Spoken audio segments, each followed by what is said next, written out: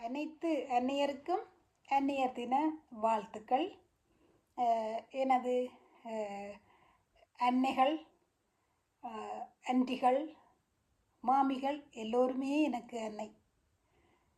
அப்பம்மா நேசக்கா, ஜோகராணி, grace, Poomani என, anti Soundari என எம்மை தாயாய் வளர்த்த அனைவருமே தாயார்தான்.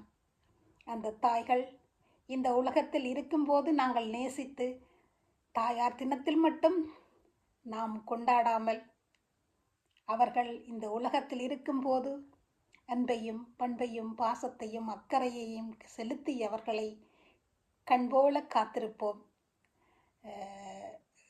கண்காணிக்க முடியாத இந்த வயோதிப மடத்தில் விடாமல் இறந்த பின்பு வேடிக்கைக்காக, கௌரவத்துக்காக, பதவிக்காக நோட்டீஸ் அடித்து விளம்பரம் செய்து ஆடு வெட்டி அன்னதானம் கொடுத்து அம்மாவை வணங்குகிறோம் என்று பொய்யாய் செய்யாதீர்கள்.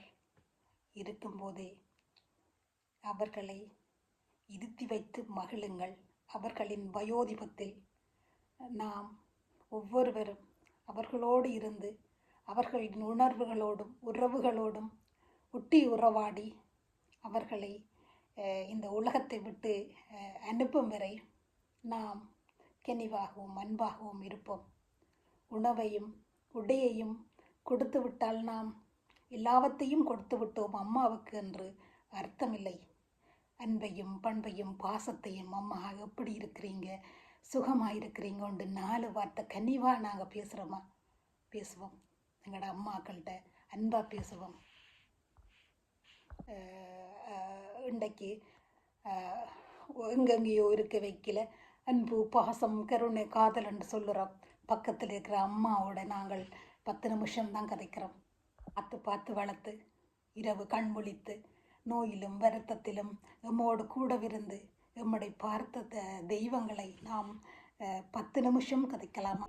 ஒவ்வொரு வீட்டிலும் இருக்குதுன்னா தாயடா, அது தந்தையடா, ஆசைப்பட்ட எல்லாத்தையும் காசு இருந்தா வாங்கலாம், அம்மாவை வாங்க முடியுமா, அப்பாவை வாங்க முடியுமா. தினத்தில் தான் நாங்கள் விழா எடுத்து காட் கொடுத்து பூ கொடுத்து நாம் எல்லாம் கொடுத்து விட்டோம் என்று நினைக்காம ஒவ்வொரு நொடியும் அம்மாவோட கூட இருந்து அன்பாக கதையுங்கள், நிறைய கதையுங்கள். அதுதான் இன்றைக்கு அவர்களுக்கு வேண்டியதெல்லாம். அவர்கள் சொல்வதை கேளுங்கள். இன்றைக்கு கேட்க ஆட்கள் இல்லை அவர்களின் வார்த்தைகளை, அவர்களின் வயோதிபத்தை நாம் அவைகளை காது கொடுத்து கேட்டாலே அவைகளுக்கு பாதி நோய்கள் போய்விடும். அனைத்து அந்நியருக்கும் அந்நியர் தின வாழ்த்துக்கள், நன்றி, மகிழ்ச்சி, வாழ்த்துக்கள். ஒவ்வொரு வீட்டிலும் தெய்வம் இருக்குதுண்டா.